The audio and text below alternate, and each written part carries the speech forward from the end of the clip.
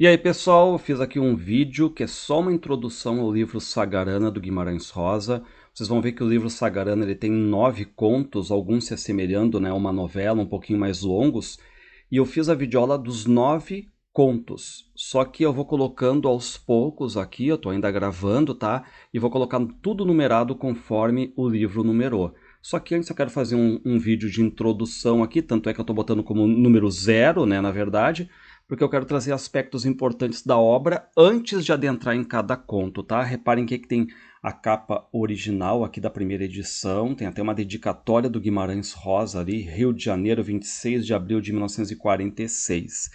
Tem o autógrafo aí do Guimarães Rosa, tá?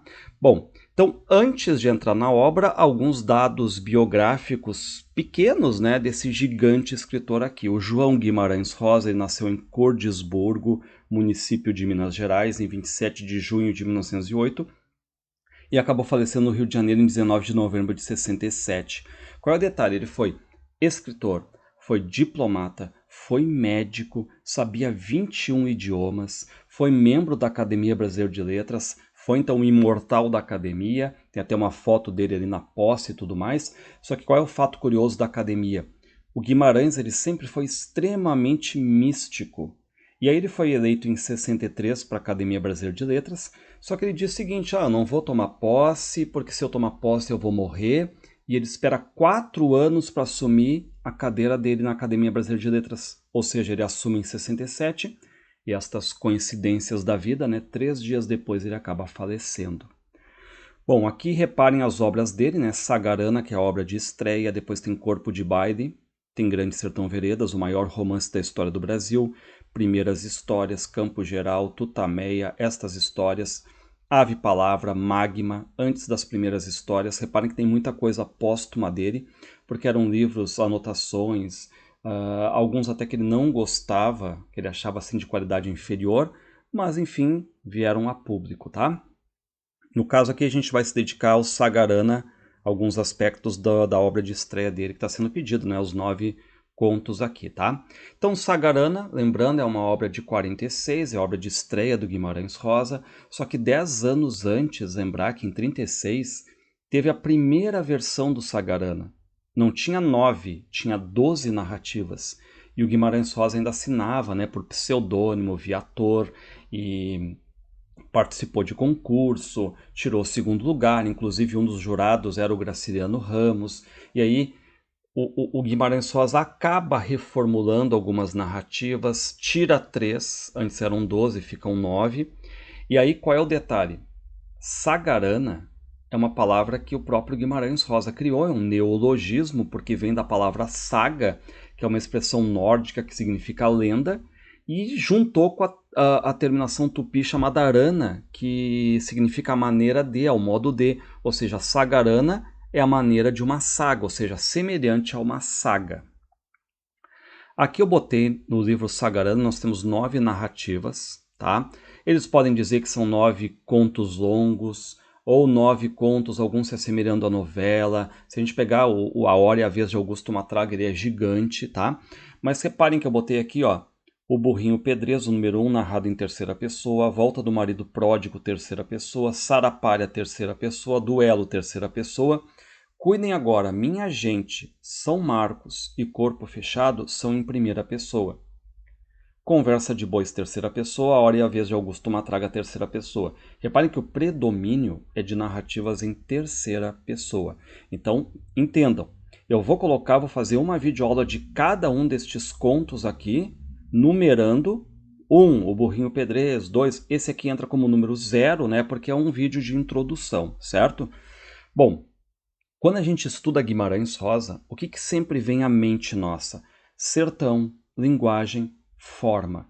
Porque quanto ao sertão agora, lembrar que o Guimarães Rosa ele era um autor regionalista que vivia esse regionalismo, tá? Vivia isso aí, só que ele queria sempre transcender esse regionalismo, ou seja, a preocupação dele é ser universal.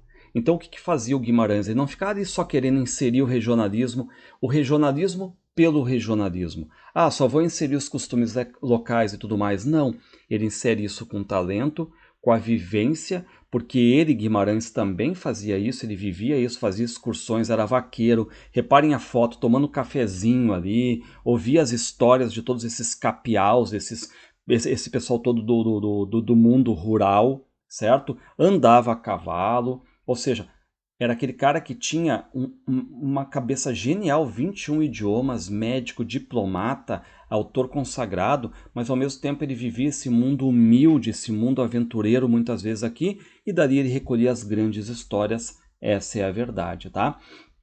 Então, para ele, não valia apenas documentar, de certo modo, o que acontecia ali localmente no regional. É mais do que isso, para ele é sempre transcender, ou seja, um regional que vire universal. Então, ele vai acabar inserindo no sertão, com a cultura popular, com os costumes, com esse povo capial que vai aparecer muito, esse povo roceiro, caipira, ou seja, o povo da vida simples, a questão do misticismo do corpo fechado, os valentões dali, as traições, a mulher que foge com o outro, né? A questão da honra, o misticismo, os feitiços, as rezas, Deus, muita descrição sobre a vegetação, ele apresenta animais com uma riqueza de detalhes, assim, de descrição, aliás, animais que viram personagens em alguns contos. Então lembrar que o espaço geográfico ali do sertão, do interior, é muito importante porque a gente vai sentir a presença dessa região, essa relação entre homem e espaço, até porque a maioria dos contos vai se ambientar exatamente no mundo, esse mundo rural aqui, esse mundo regional. E aqui, quanto à linguagem, também lembrar, né, o que fazia o Guimarães. O Guimarães ele tinha uma linguagem inventiva. Ele apresenta a fala do sertanejo, a questão dos regionalismos, ele simula essa fala do sertão, essa riqueza de formas de oralidade, vai inserindo arcaísmos, neologismos, vai criando palavras, vai juntando, né? Ou seja, a linguagem do Guimarães é extremamente inventiva. E lembrar que a gente tem até em alguns contos ali, né? Personagens que são letrados, narradores que utilizam um português mais culto. E por fim aqui eu queria chamar, né, além de cuidar da questão do sertão, da questão da transcendência, da questão da linguagem, dos personagens, vocês cuidem o enredo central, mas também aqueles episódios assim internos que o próprio autor chamava de subhistórias, que são importantes, né, até chegar onde ele quer chegar dentro do enredo, tá? Então, sempre digo a vocês, né, a gente vai a fundo nos contos, então peguem papel, caneta, vejam um por um das 9 narrativas aqui que compõem o livro Sagarana.